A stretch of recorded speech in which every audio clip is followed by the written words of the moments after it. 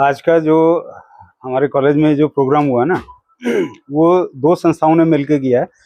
एक तो विश्व संवाद केंद्र और दूसरा गवर्नमेंट कॉलेज हिसार की जो हमारे मीडिया प्रकोष्ठ है, उन दोनों ने मिलकर किया है।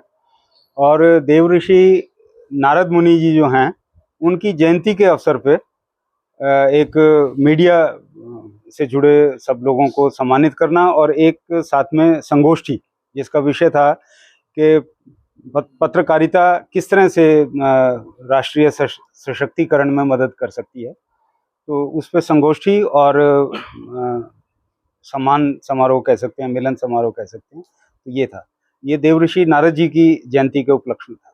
चुनौती तो पत्रकारिता में अब समय के साथ बढ़ती जा रही हैं, क्योंकि जो तथाकथित पत्रकार हैं वो अपना यूट्यूब पे अपने अपने चैनल बना के और अपने हिसाब से कुछ भी प्रसारित करेंगे।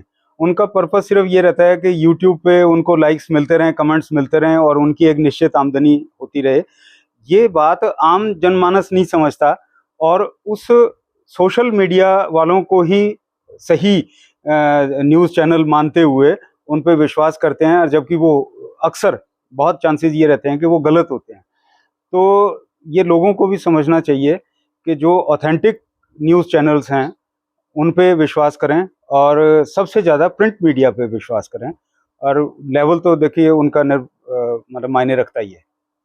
मेरा ये मानना है, मेरा व्यक्तिगत सुझाव है कि पत्रकारिता में एक डिग्री डिप्लोमा जो है वो कंपलसरी होना चाहिए। कम से कम उन्हें बेसिक्स पता हों। और दूसरी जो चीज़ें हैं, मतलब ज़्यादा देखने में ये आता है कि नेगेटिव जो खबरें हैं वो ज़्यादा जल्दी से फैलती हैं और पॉजिटिव खबरों को ढूंढना ही मुश्किल हो जाता है। आज देवऋषि नारद जी की जयंती के उपलक्ष्य में पत्रकार संगोष्ठी हुई है, जिसमें जो कि कैसे पत्रकारिता की भूमिका है राष्ट्रीय सशक्तिकरण में, और एक जो नैरेटिव सेट किया गया था कि देवऋषि नारद जो है वो हमारे भारतीय संस्कृति के पहले पत्रकार हैं जिन्होंने पत्रकारिता की नींव रखी है। और हम देख भी सकते हैं कि किस तरीके से वो एक फील्ड रिपोर्टिंग का जो आज कॉन्सेप्ट है वो भारतीय संस्कृति में बहुत पहले से विद्वान है। कि जब जहाँ भी जिस स्थान पर कोई घटना घटती है, देवऋषि नारद जी वहीं पर उपस्थित होकर और उन चीज़ों को अपनी आंखों से देखकर और फिर जिससे संबंधित है, चाहे वो जनता से संबंधित है, देवताओं से असुरों से, तो वहीं उनकी जानकारी देते थे। तो ये फील्ड रिपोर्टिंग का इससे बेहतर एग्जाम्पल हमारे ये विश्व के किसी भी देश में नहीं मिलता कि किसी के पौराणिक में कोई ऐसा कैरेक्टर है या ऐसा पात्र है जो इस तरह की रिपोर्टिंग करता है।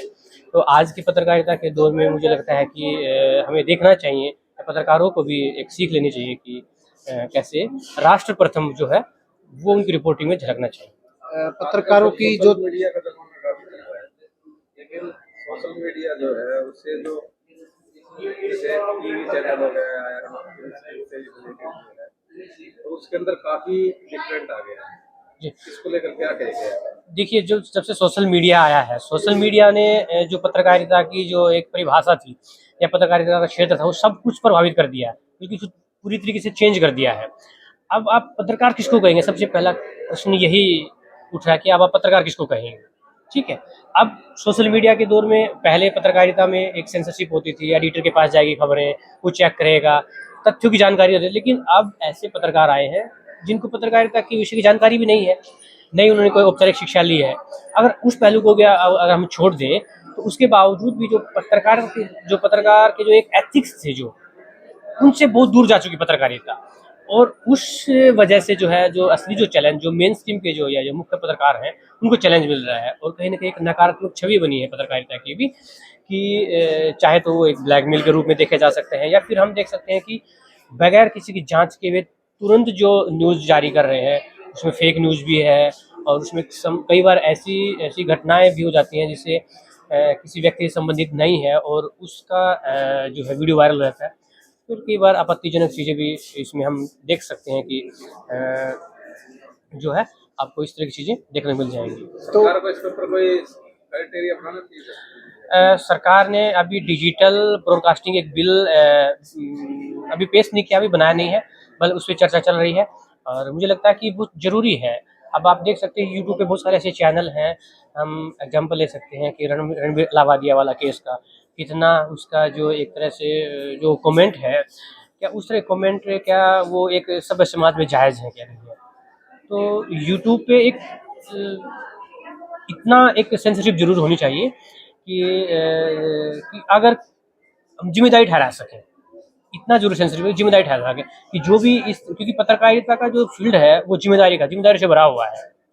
इसमें आपके पास इतनी असीम ताकत है, असीम पावर है, तो उसका कहीं मिसयूज ना हो। तो उनके लिए जरूरी है कि आप उनको जिम्मेदार ठहराएं, तो उसके लिए सेंसरशिप जरूरी है। और सेंसरशिप भी अगर उसमें जो जो इस फील्ड में जो पत्रकार हैं, वरिष्ठ पत्रकार हैं, उनसे सलाह मशवरा करके और इस तरह की सेंसरशिप जरूरी है। तो आप क्या सलाह देना चाहेंगे, क्योंकि चुनौतियाँ काफ़ी है और पत्रकारों को या सोशल मीडिया में जो भी काम करते हैं, तो किस तरह का मतलब पत्रकारों को क्या क्या चीज़ों का ध्यान रखना चाहिए आज के दिन? सर्वप्रथम तो हम देख ही रहे हैं कि जैसे हमने अभी जो आज का जो कार्यक्रम था उसमें भी चर्चा किया कि राष्ट्र प्रथम, तो राष्ट्र प्रथम वाली जो अवधारणा है कहीं न कहीं पिछले कुछ समय से ये धूमिल होती जा रही थी। कि एक ऐसा विचार स्थापित कर दिया था कि देशवाद में पहले स्वहित, तो स्वहित जब भी आप कर सकते हैं जब देश आपका आगे बढ़ेगा। तो इस संदर्भ में अगर हम देखें तो अगर आज पत्रकार ऑब्वियसली ये भी एक है कि देखिए पत्रकार एक व्यवसाय है, ये भी हमें मानना होगा। ये एक आजीविका इसके लिए ज़रूरी है, क्योंकि पत्रकार का भी परिवार है, उसको अपना परिवार चलाना होता है। पर उन सब में जो है एक नोबल जो प्रोफ़ेशन था, उसको भी हमें ध्यान में रखना चाहिए कि कहीं उसकी जो एक आदर्श है या उसकी कहीं जो हमने जिस उद्देश्य के महान उद्देश्य के लिए स्थापित किया था, वो उद्देश्य ना हम भंग कर रहे हो या उद्देश्य को ना तोड़ रहे हो कि आगे जाकर हमारी जनरेशन ये कहने लग जाए कि भाई जैसे एक नैरेटिव सेट किया गया कि पत्रकार का तो काम ही है जो जब तक देश में कुछ न कुछ उल्टा पलटा ना हो तो इन्हें एक तरह से अच्छा नहीं लगता है। तो एक नैरेटिव सेट किया गया है तो पिछले कुछ टाइम से, तो उसको हमें तोड़ना है। Name and post sir, name and post आप। मैं डॉक्टर रविंदर सिंह हूँ, दिल्ली विश्वविद्यालय में सहायक प्रोफेसर हूँ मास मीडिया में।